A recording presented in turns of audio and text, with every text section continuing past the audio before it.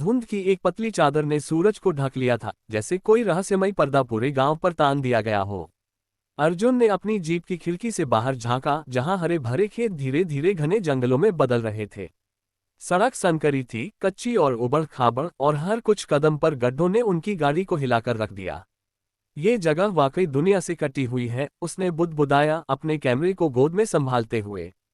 यही तो इसकी खूबसूरती है, मीरा ने पीछे की सीट से जवाब दिया। उसकी आंखें एक पुरानी डायरी पर टिकी थीं। डायरी के पन्ने पीले पड़ चुके थे और उसकी लिखावट को पढ़ना किसी पहेली को सुझाने जैसा था। यह मिल 100 साल पुरानी है अर्जुन।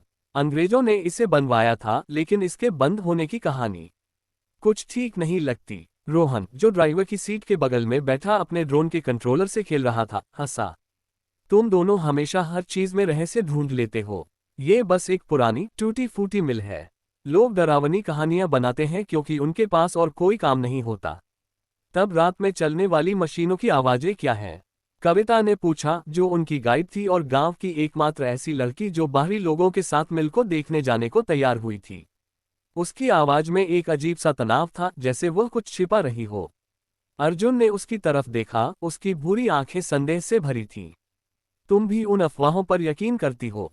ये 2025 है कविता। भूत प्रेत की कहानियां अब पुरानी हो चुकी हैं। कविता ने जवाब नहीं दिया। उसने बस अपनी चुनरी को कसकर पकड़ा और खिड़की से बाहर देखने लगी। जीप एक तीखे मोड़ पर रुकी और सामने एक विशाल जर्जर संरचना दिखाई दी। मिल, इसकी दीवारें काली पड़ चुकी थीं, जैसे किसी पुरानी आग ने उन्हें चूम लिया हो। लोहे के दरवाजे जंग से लदे थे और खिड़कियों के शीशे टूटे हुए थे, जिनमें से हवा के झोंके भूतिया सिसकारियां छोड़ रहे थे। वाह, रोहन ने व्यंग्य के साथ कहा, ये तो किसी हॉरर फिल्म का सेट लगता है।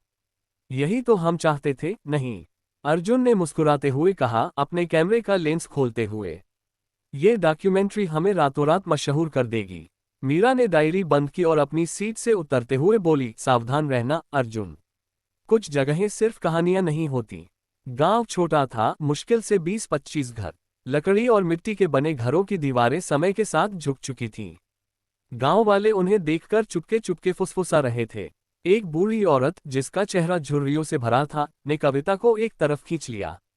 तू इन लोगों को वहां क्यों ले जा रही है बेटी?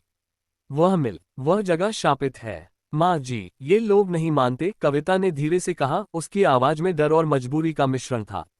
ये शहर वाले हैं। इन्हें लगता है कि वे सब कुछ जानते हैं। जो नहीं जानते वही सबसे ज्यादा खतरे में होते हैं, बूढ़ी औरत ने कहा और अपनी छड़ी टेकते हुए चली गई। अर्जुन ने यह बात सुनी और हल्के से हंसा। देखा मीरा, क्लासिक गांव की डरावनी कहानी। बूढ़ी औरत, शापित जगह और रहस्यमयी चेतावनी। मीरा ने उसकी बात को अनसुना कर दिया। उसका ध्यान मिल की ओर था, जो अब धुंध के बीच और भी भयावह लग रही थी। कविता, तुमने कहा था कि यह मिल 1940 में बंद हो गई थी। लेकिन क्यों? आग लगने की बात तो समझ आती है, पर इसके बाद कोई क्यों नहीं आया इसे दोबारा शुरू करने? कविता ने एक पल के लिए अपनी नजरें नीचे की। क्योंकि जो लोग वहां काम करते थे वे सब मर गए, और जो बचे उन्होंने कहा कि मशीनें रात में खुद चलने लगती थीं। रोहन ने ठहाका लगाया। खुद चलने वाली मशीनें? अरे, शायद कोई पुराना जनरेटर अब भी चालू है। मैं अपने ड्रोन से चेक कर लूंगा। रोहन, इसे मजाक मत समझो, कविता ने तेजी से कहा।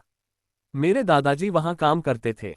उन्होंने मुझे बताया था कि मिल में कुछ ऐसा था जो इंसान नहीं था। अर्जुन ने कैमरा चालू किया और कविता की ओर घुमाया। ये बात रिकॉर्ड हो रही है कविता। बताओ, क्या था वह कुछ? कविता ने एक गहरी सांस ली। उन्होंने कहा था कि मशीनों में आत्माएं थीं, उन मजदूरों की आत्माएं जो आग में जल गए। वे मशीनों को चलाते हैं आज भी। हवा अचानक ठंडी हो गई। मीरा ने अपने कंधों पर एक सिहरन महसूस की। रोहन ने भले ही हंसी उड़ा दी, लेकिन अर्जुन की मुस्कान अब थोड़ी फीकी पड़ गई थी। चलो अंदर चलते हैं, उसने कहा, लेकिन उसकी आवाज में अब पहले जैसी निश्चिंतता नहीं थी। मिल का दरवाजा खोलते समय लोहे की चरमराहट ने उनके कानों को चीर दिया। अंदर अंधेरा था, इतना गहरा कि टॉर्च की रोशनी भी उसका कुछ नहीं बिगाड़ पा रही थी। धूल की मोटी परत हर जगह जमी थी और हवा में सड़ांध की बू थी, जैसे कुछ सड़ रहा हो, या शायद कुछ जो कभी सड़ा ही नहीं। ये जगह जीवित लगती है, मीरा ने धीरे से कहा। और तभी कहीं गहराई से मिल के पेट से एक धीमी यांत्रिक आवाज गूंजी। खट खट। खट खट, जैसे कोई पुरानी मशीन जो दशकों से बंद थी, अचानक जाग उठी हो।